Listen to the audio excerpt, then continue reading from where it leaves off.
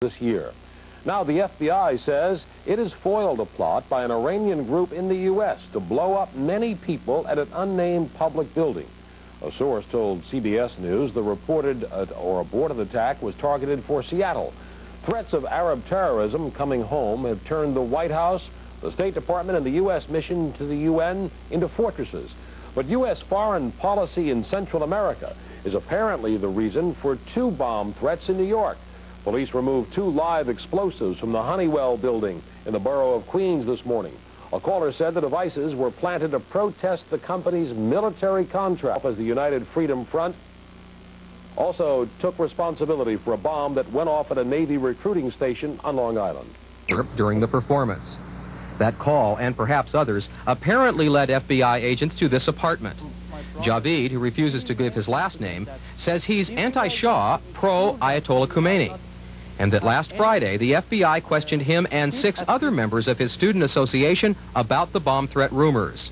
His friend Reza is an electrical engineering student, and he believes that fact prompted the FBI to search his home. They said that we have to look all over the home, and we are looking for bomb.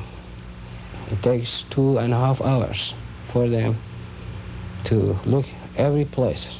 They check, for example, the Pepsis, bottled Pepsis, Cokes, even everything they have checked.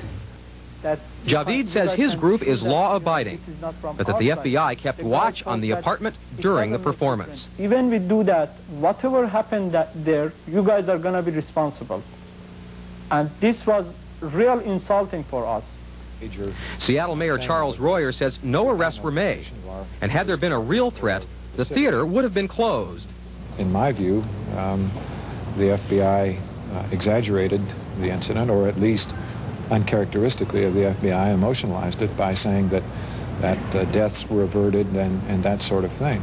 A spokesman for the local office of the FBI refused to confirm or deny the Bureau having interviewed the Iranian students. Bill Berg, King 5 News.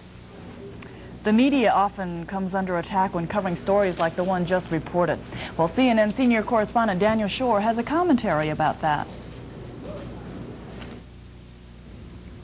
Because the press gets a lot of flack for reporting matters that might affect national security, it's interesting to review the case of the mysterious bomb plot. In an interview with news agency reporters, FBI Director William Webster volunteered that a couple of weeks ago we interdicted a terrorist plot in a public facility in which many, many people might have been killed. Now, it is human for any agency chief to seek credit for successes, but the FBI and the CIA usually pass up the temptation for fear of revealing their counterintelligence methods and possibly endangering informants. Webster gave no details.